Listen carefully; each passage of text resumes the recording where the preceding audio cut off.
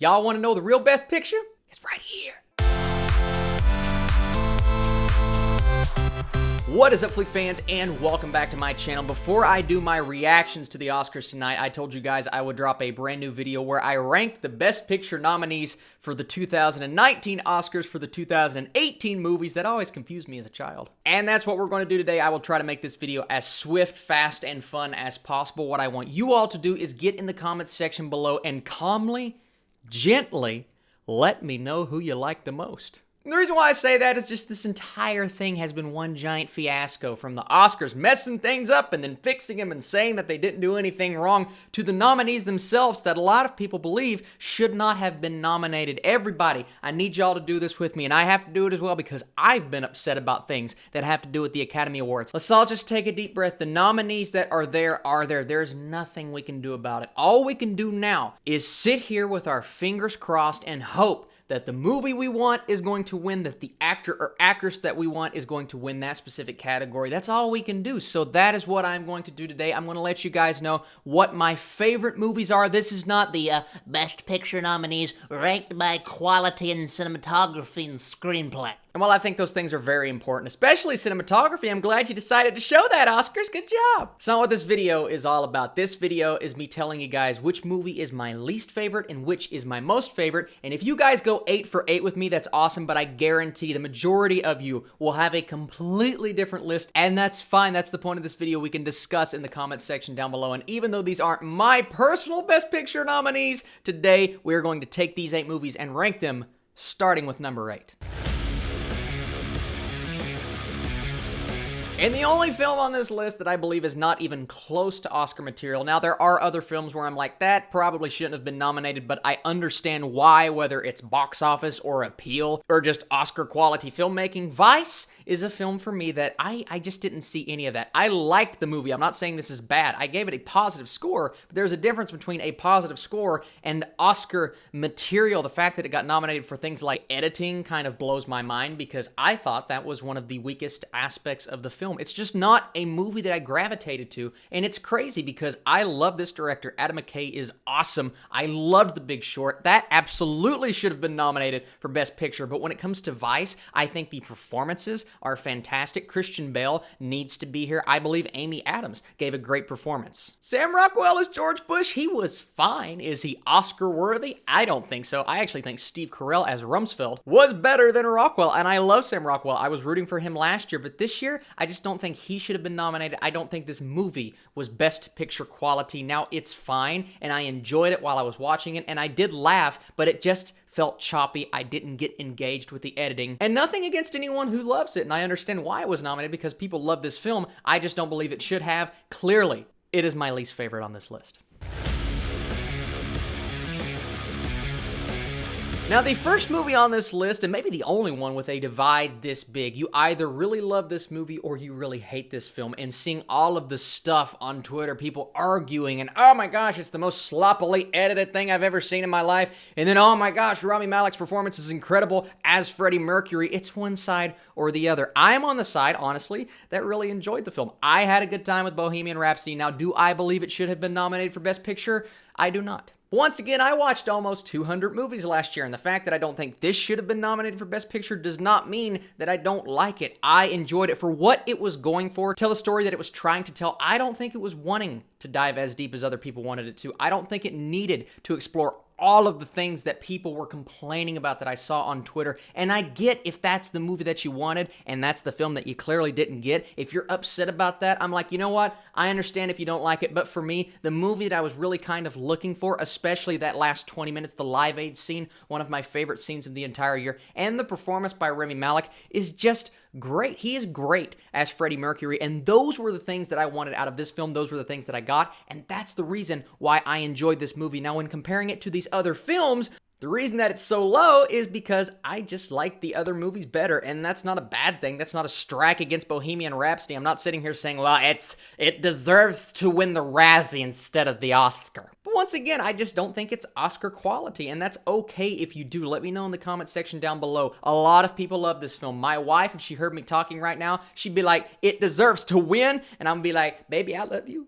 And I found it so funny on my Golden Globes video when I was shocked that Bohemian Rhapsody won. Everybody was like, see, you take that, you Bohemian Rhapsody hater. And I was sitting there thinking, I liked the did people not listen? I don't understand the internet sometimes. We're going to keep that a secret though.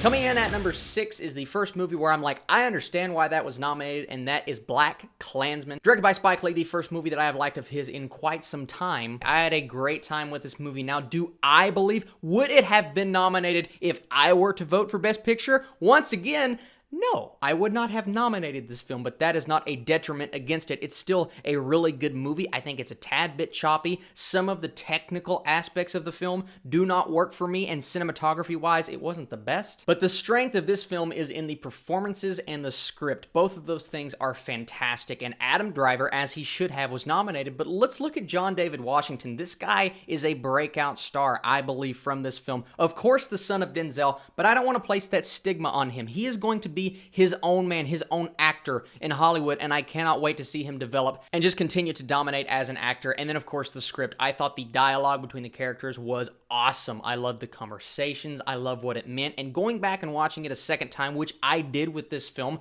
I enjoyed that aspect even more. The technical qualities bothered me more than they did the first, but it kind of balanced out. I still really enjoyed this movie. It is, I believe, in my top 25 of last year. Just a very good outing for Spike Lee. And the fact that he's nominated for Best Director is really cool because the Academy has always kind of ignored him as a director, but they are finally giving him his justice, his due, and I'm happy to see it because he really did do as good of a job as he possibly could, other than some of the technical and editing choices, but those are just nitpicks on my part. Overall, I really like this film.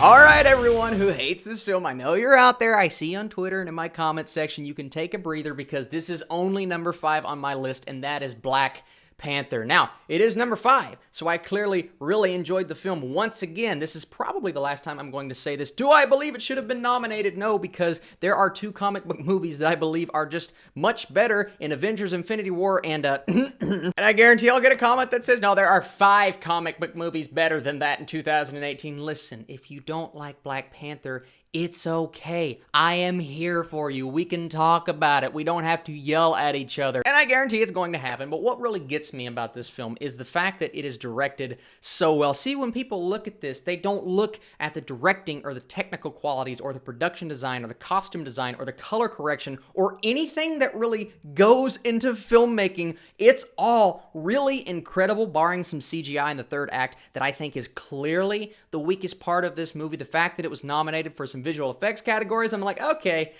no. But filmmaking, directing, things I learned about in my film classes in college, all of that is on display here in Black Panther. And for me personally, I don't know how people aren't seeing that part. And maybe you do see that. Maybe you see that it's a well-directed movie. You just don't like the plot. You just don't like where it goes. You don't like the CGI parts in the third act. All of those things, I'm like, I get it, because it is in a way semi-cliche things that we have seen before. I just thought it was all handled so well, and the fight scenes and the acting, Michael B. Jordan, was incredible, and especially Chadwick Boseman, who kind of takes a back seat to some of the supporting characters. He did not need to be the extreme forefront of this film because we started to flesh him out earlier in the MCU. We get just enough to cleanse our palates, and then we can move on and focus on other characters, and I love what this movie did. I love that it did that. Yes, I have my problems with the third act and some narrative decisions, some things that happen in the film. I'm like, I don't necessarily love that, but the overall product, once again, I liked it. For those who don't like it just because Hollywood is pushing its agenda,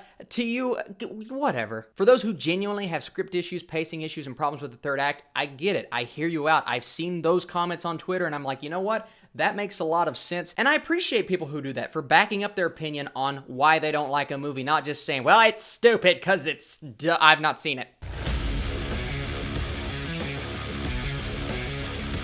Oh, I can feel the controversy in this video. Next up is The Favorite. I really wish Spider-Verse was on this list, but we're talking about The Favorite at number 4, and I really enjoyed this movie. It was in my top 10 of the year when I made my top 10 list. Now, Hereditary, a little scary movie that came out last year, just surpassed that, but it's still my number 11 favorite movie out of almost 200 films of 2018. I loved this movie. The dialogue, the technical qualities, the filmmaking, the shot selection, all of that. The fact that they can mix different different cameras together to make one film seem so cohesive with the GoPro shots, the fisheye lenses, all of those things. I'm like, this filmmaking is just filmmaking 101. It's what I love to see in films. I love some good cinematography, a really good score, a well-paced film, which is what I believe this is. Listen, I like a good period piece, but I usually don't love them. I'm not like, oh, a period piece film is my favorite film. No, it has to get me invested. I have to be interested in the characters, and I didn't expect to like The Favorite this much because of those reasons, and I did. I really enjoyed it, and the acting from Emma Stone to Olivia Colman, all of them are really good. Somebody that not a lot of people are talking about is Nicholas Hoult, who I think killed it in this film. Overall, The Favorite is really, really good. It is definitely not going to be everyone's cup of tea, and I do believe the ending is controversial, and I still honestly don't know how to feel about it. I have to see the film again just to make up my decision on that last scene, but the last scene, thankfully, does not determine my thoughts on the overall film, and I really enjoyed the product.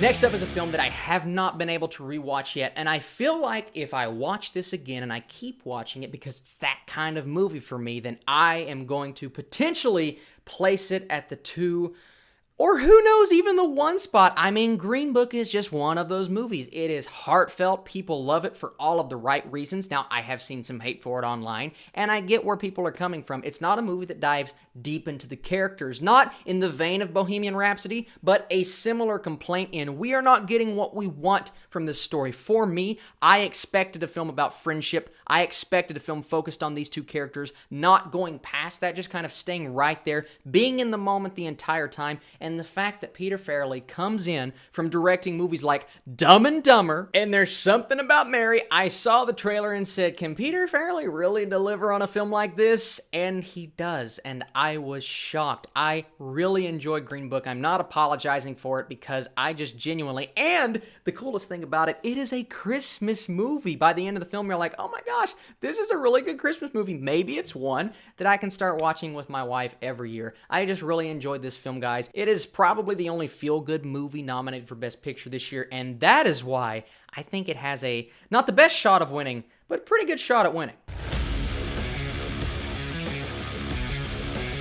Now, the film that I believe right now has the upper hand at who is going to win Best Picture, I believe is Roma, directed by Alfonso Cuarón. Now, this was number 1 on my list, but there was one film that I rewatched and I thought about it, and I sat back and I said, you know what, even though Roma I think is the best filmmaking, which one is my favorite? And this is my favorites list, so I put that at number 1 and I put Roma at number 2 because it's not a movie that I see myself going back and rewatching over and over and over. It does not have the rewatchability factor as of right now. Now, I haven't actually rewatched it. If I rewatch it again and love it even more, maybe it does, but just because the movie is so slowly paced and there's not a lot of dialogue at points, it's really a film that I need to set aside a period of time for and allow myself to get sucked in by these characters, because the big issue that I had with Roma is that the first hour was really well done. I think perfect from a technical standpoint, but the story is something I was slightly struggling with. Then something happens in the movie, and all of a sudden, you are hooked, you are invested. It is nonstop torture of the mind because you care so much about this character in particular and the relationship with the other characters. I could just tell the heart that went in this movie. You can tell it's a very personal story from Cuarón, and it's also a movie that I would not necessarily go out and recommend to my best friends or my parents. I feel as if they sit and watch this, they're going to be rolling their eyes and saying, Austin, what is wrong with you? This is too artsy for me. I don't buy these characters. I'm not hooked. I'm not invested. And I understand. It's just that kind of really divisive, artsy film that I thought was so well done on a technical and directing standpoint that I just got hooked by the entire experience. And that's why I think it should have been nominated for Best Picture, because it does all of the things that a film like that needs to do and should do. It does that, and Cuarón, he's a shoo-in for Best Director. Oh, here we go, the movie that's been done 3 times before. Of course he's gonna pick it because he's a fan of Black Panther. I bet he's a Force Awakens fan, too. You bet your butt I am. I really enjoyed A Star is Born, and I liked it just as much, maybe even more, the second time. Listen, this is a film that is so well directed. You can't help but to get invested into the story, and you can't help but to care for these characters, and the acting is top-notch. Bradley Cooper, listen, I think Rami Malek is going to win, but honestly, if we look at the effort put into the character, this guy probably knew how to sing, but learned how to sing and learned how to play the guitar and did all of this stuff on stage and delivered a heartbreaking and heartwarming at times performance with a relationship that has been told so many times before in so many different movies to bring us a film that has been told this many times before, but to do it so differently. That is my argument for why I love A Star is Born, because yes, we've seen it all before, but this story does just enough different, and the direction is so crisp. The concert scenes, the editing of the concert scenes, oh my gosh, if you want to talk about filmmaking and how to properly edit and light, the lighting, the color correction, do all of those things to a scene,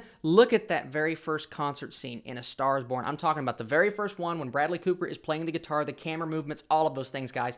It is filmmaking. That is what we love. That's the reason why I go to the movies, and that's why when I first saw this film, I said, yeah, it's a shoo-in to get a Best Picture nomination. Now, at the time, I thought it was a shoo-in to win, and then I started to see it's kind of dropped off in terms of not winning any awards. There's barely anyone talking about it winning Best Picture tonight. Everyone is focused on Roma and Green Book and The Favorite, and I understand because those movies are really good, but Star is Born just kind of dropped off, and it really has me sad. I'm disappointed because I look at certain scenes, some of the more memorable moments of the year for me, and how impressive Bradley Cooper was as a first-time director. If you guys watched my awards show last night on my channel, the Flick Fan Awards, Bradley Cooper, spoiler, won the Flick Fan Award for Best First-Time Director, and I think he deserved that. I think people see that this man is going to go far in Hollywood. I can't wait to see what he tackles next. I can't wait to see what everyone in this movie tackles next. I think Lady Gaga was really good in the film. Do I believe she deserves to win Best Actress? Personally, no, because she was in her element, but that's her element. That's why she was so good in the film. And the songs, by the way, Shallow, I'm still singing it on the radio, and I'm like, oh,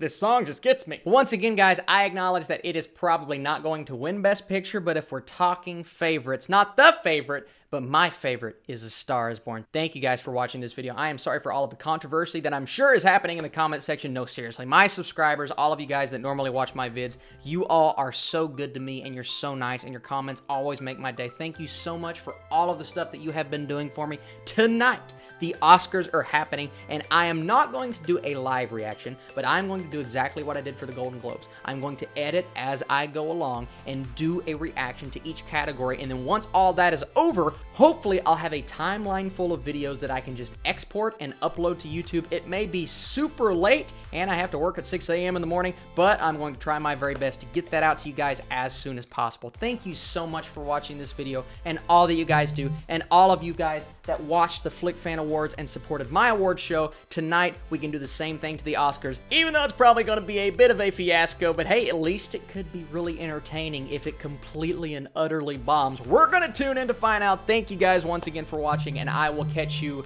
later on tonight.